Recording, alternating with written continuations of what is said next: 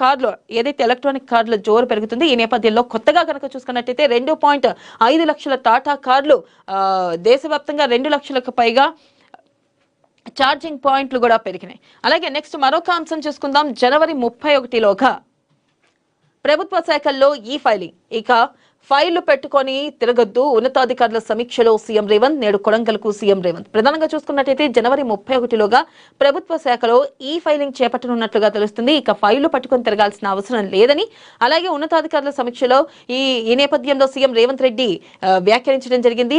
జనవరి 31లోగా అన్ని ప్రభుత్వ శాఖల్లో ఈ ఫైలింగ్ విధానం అమలు చేయాలని, కాగితాలు ఫైళ్లు పట్టుకొని తిరిగే పరిస్థితి ఉండకూడదంటూ కూడా ఇటు సీఎం రేవంత్ రెడ్డి అన్నారు. ఆయా శాఖల పరిధిలోని కార్యక్రమాల అమలుకు ప్రత్యేకంగా డాష్ బోర్డు సిద్ధం చేసి దాన్ని సీఎంఓ డాష్ బోర్డ్ అనుసంధానం చేయాలన్నారు. ప్రధానంగా చూసుకోవచ్చు, ఏదైతే ఇంక నుంచి ఫైల్స్ చేత పట్టుకొని అవసరం లేకుండా ఈ ఫైల్ విధానం రావాలి అంటూ కూడా దాన్ని అమలు చేసే దిశగా కూడా అధికారులకు దిశానిర్దేశం చేశారు సీఎం రేవంత్ రెడ్డి. అది కూడా జనవరి 31లోగా పూర్తి చేయాలంటూ కూడా ఆయన మేరకు చెప్పడం జరిగింది. నెక్స్ట్ గనక మరొక పేపర్ చూసుకుందాం. మరొక పేపర్ గనక చూసుకున్నట్టయితే ఆంధ్రజ్యోతి.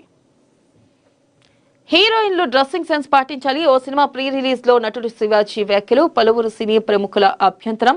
వాయిస్ ఆఫ్ ఉమెన్ పేరిట మాలో ఫిర్యాదు. శివాజీపై శిరసేన మహిళా కమిషన్ 27 ఉదయం విచారణకు రావాలని ఆదేశం. క్షమాపణలు చెబుతూ ఎక్స్లో శివాజీ పోస్ట్. మన ఏదైతే ప్రీ రిలీజ్ ఈవెంట్ లో భాగంగా శివాజీ కొన్ని వ్యాఖ్యలు చేయడం జరిగింది. ఈ నేపథ్యంలో హీరోయిన్ల డ్రెస్లపై మాట్లాడడం, ఆయన మాట్లాడిన కొన్ని మాటలు అభ్యంతరకరంగా ఉండడం, ఈ నేపథ్యంలో ఇటు హీరోయిన్సే గానీ అలాగే సినీ ఇండస్ట్రీనే గానీ బయట మహిళలే గానీ స్పందించడం. ఈ నేపథ్యంలో మహిళా కమిషన్ కూడా శివాజీపై కేసు ఫైల్ చేసింది. ఖచ్చితంగా ఈ నెల 27కి విచారణకు రావాలంటూ కూడా స్పష్టం చేసింది. ఇక శివాజీ కూడా క్షమాపణలు చేస్తూ మహిళల్ని కించపరచాలంటూ క్షమాపణలు చెప్తూ ఆయన కూడా ఎక్స్ లో ఒక వీడియో పోస్ట్ చేయడం జరిగింది. నెక్స్ట్ కనుక చూసుకున్నట్టయితే ఫోన్ ట్యాపింగ్ కేసులో సిట్ దూకుడు. కేసీఆర్ కేటీఆర్ హరీష్ కు నోటీసులని ప్రచారం. నిర్ధారించని పోలీసులు సమయం పట్టే అవకాశం. ఆధారాలను క్రోడీకరించడంపై సిట్ అధికారుల దృష్టి. ఆ తర్వాతే నేరానికి ప్రోత్సహించిన వారిపై చర్యలు. కేసీఆర్ మాజీ ఓఎస్టీ విచారణలో కీలక వివరాలు. ప్రధానంగా చూసుకున్నట్టయితే ఫోన్ ట్యాపింగ్ కేసులో సిట్ దూకుడు. ఇటు కేసీఆర్ కేటీఆర్ హరీష్ కు నోటీసులు అనే ప్రచారం జరుగుతుంది. కానీ ఇక్కడ నోటీసులు ఇస్తారా లేదా అన్న కొంత సందిగ్ధం కూడా నెలకొంది. ఇటు సిట్ దర్యాప్తు నేపథ్యంలో ఇంకా పోలీసులు ఇస్తారా లేదా నోటీసులు ఇటు కేసీఆర్ గానీ కేటీఆర్ గానీ హరీష్ గానీ ఇచ్చే అవకాశం ఉందా, సమయం పట్టిద్దా అంటూ కూడా ఈ నేపథ్యంలో పోలీసులు స్పందించకపోవడంతో సమయమైనా పెట్టే అవకాశం ఉందా అంటూ కూడా ఆలోచన చేస్తున్నారు. ఇక ఆధారాలను క్రోడీకరించడంపై కూడా సిట్ అధికారులు దృష్టి పెట్టినట్లుగా తెలుస్తుంది. ఆ తర్వాతే నేరానికి ప్రోత్సహించిన వారిపై చర్యలు ఉండబోతున్నట్లుగా తెలుస్తుంది. అయితే ఇక్కడ చూసుకోవచ్చు, ఇటు కేసీఆర్ అలాగే మాజీ ఓఎస్టీ విచారణలో కూడా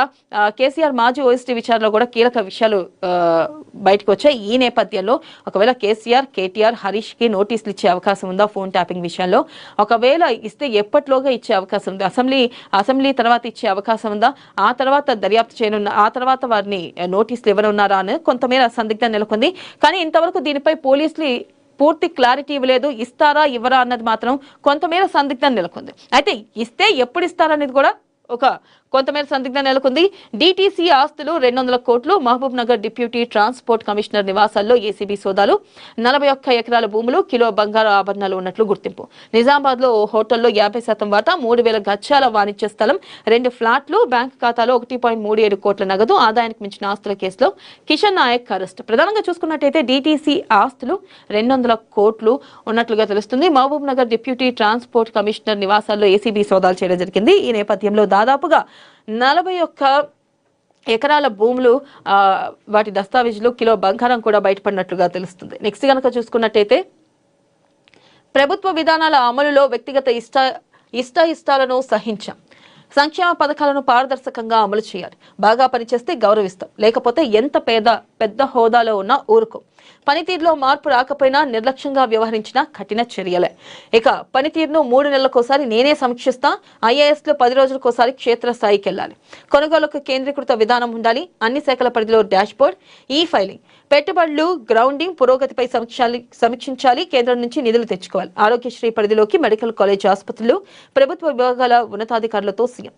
ప్రధానంగా చూసుకున్నట్టయితే వ్యక్తిగత ఇష్టాలను సహించమంటూ, అలాగే ఖచ్చితంగా సంక్షేమ పథకాలు పారదర్శకంగా అమలు చేయాలంటూ కూడా నిన్న ఇష్టాగోష్ఠిలో సీఎం చెప్పడం జరిగింది. ఈ నేపథ్యంలో చూసుకున్నట్టయితే నిన్న సీఎం వ్యాఖ్యానించడం జరిగింది. ఈ నేపథ్యంలో చూసుకున్నట్టయితే బాగా పనిచేస్తే గౌరవిస్తాం, లేకపోతే గనక ఎంత పెద్ద హోదాలో ఉన్నా ఖచ్చితంగా వాళ్ళని ఆ పదవి నుంచి తీసేస్తాం